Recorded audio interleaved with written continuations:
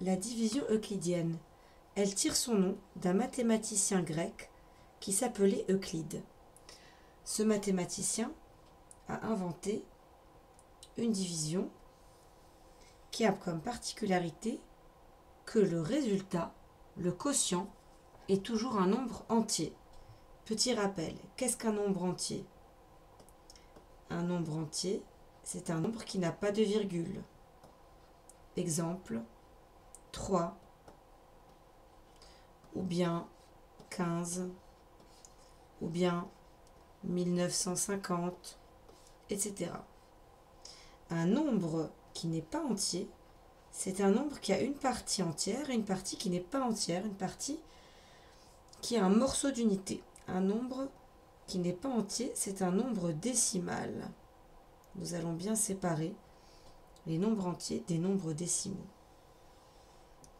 Un nombre décimal, c'est par exemple 0,1 ou bien 3,5 ou bien 19,03, etc. 2,001. Ce sont des nombres décimaux. Un nombre décimal, c'est un nombre qu'on peut traduire, qu'on peut écrire sous une autre forme, sous forme de fraction décimale. Je reprends l'exemple de 0,5. 0,5, c'est égal à 5 dixièmes d'unité.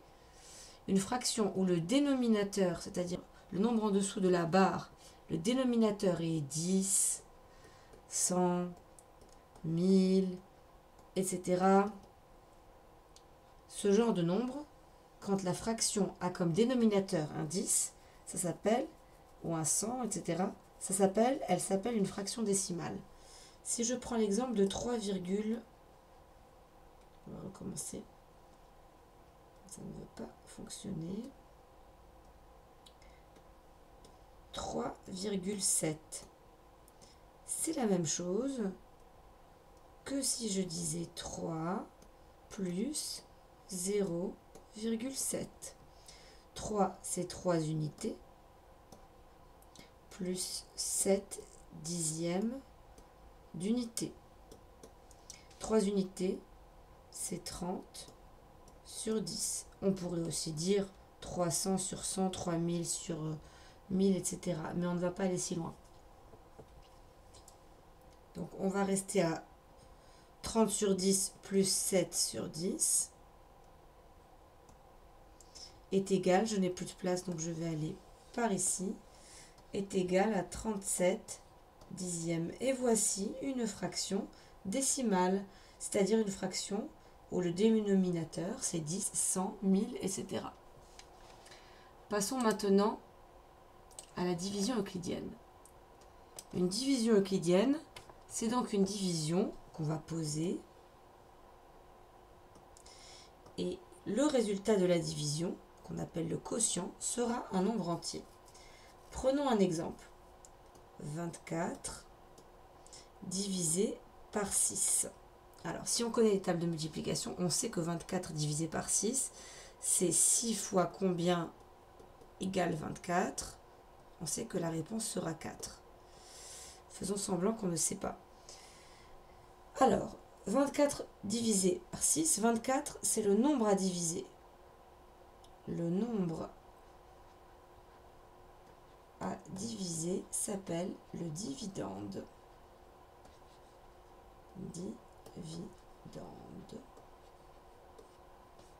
6, c'est le nombre par lequel on divise. C'est donc le diviseur. On va diviser. Diviseur. On va diviser 24 divisé par 6. La réponse, on la connaît déjà, ça va être 4. Mais on va faire comme si on ne savait pas. Donc on va chercher. Dans 2, combien de fois j'ai 6? Ah, j'ai pas 6 dans 2. Donc il faut que je prenne plus. Dans 24, combien de fois j'ai 6? J'ai 4 fois 6 dans 24. 4 fois 6 égale 24.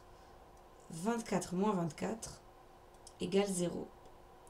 Et voici que la réponse à ma division le résultat ou le quotient. Le résultat d'une division, c'est un quotient. Le quotient, c'est 4. Et le reste, est-ce qu'il reste quelque chose? Non, il ne reste rien. Tout a été partagé. Le reste, c'est 0. Il n'y a pas de reste. Nous allons maintenant faire une division euclidienne où nous aurons un résultat avec un reste. On va tenter. J'essaye. 1954 divisé par 23. Ok. Alors, je commence. Dans 1, je ne peux pas avoir 23. Dans 19, je ne peux pas avoir 23. Donc, dans 195, je prends 3 nombres. 3 chiffres, pardon. Dans 195, combien de fois j'ai 23? Il faut toujours avoir un petit espace de brouillon pour faire des tests. 23 multiplié par combien va donner quelque chose qui ressemble à 193. On va essayer 23 fois 10, ce sera 230. Ce sera beaucoup trop.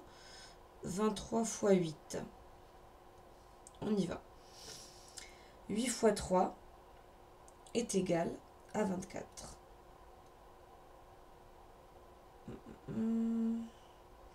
Je retiens 2. 8 fois 2, 16, plus 2, 18. C'est pas mal. Je ne pense pas que 8, c'est bien.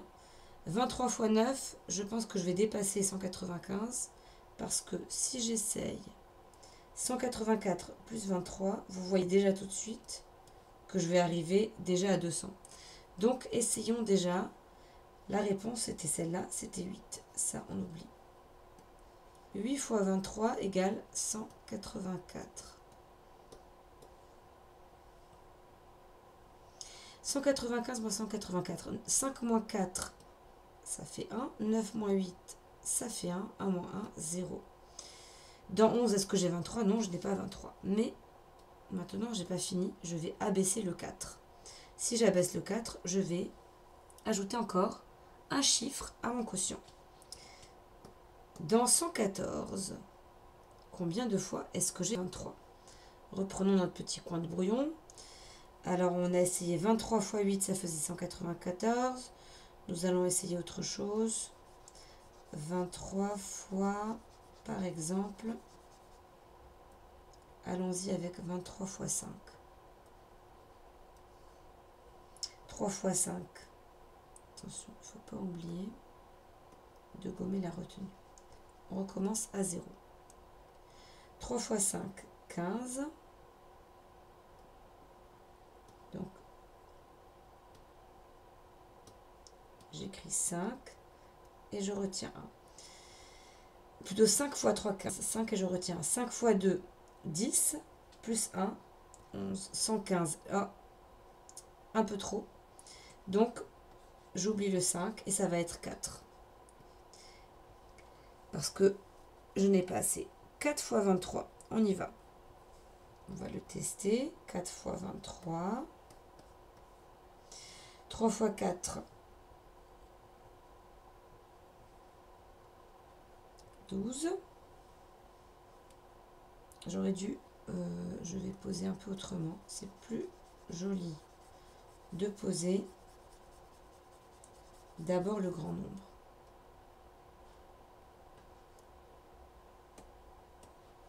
« 23 multiplié par 4. » Alors là, c'est vraiment un cahier de brouillon. 4 fois 3, 12. Donc, je mets 2 et je retiens 1.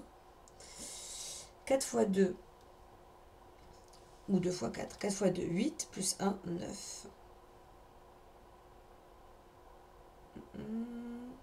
92, effectivement. Si j'ajoutais 23 encore, je dépasserai. Bon, allons-y. 92. 114 moins 92. 4 moins 2, 2. 11 moins 9, 2. Il reste 22. Vous voyez qu'il manquait encore 1. Donc, dans cette division euclidienne, le dividende, le nombre à diviser, c'était 1954. Le diviseur, c'est 23. Le quotient, c'est-à-dire le résultat de la division, qui est un nombre entier, c'est 84. Et le reste, c'est 22. Plus tard, nous apprendrons des divisions où il n'y aura pas de reste et le quotient sera un nombre décimal, à virgule.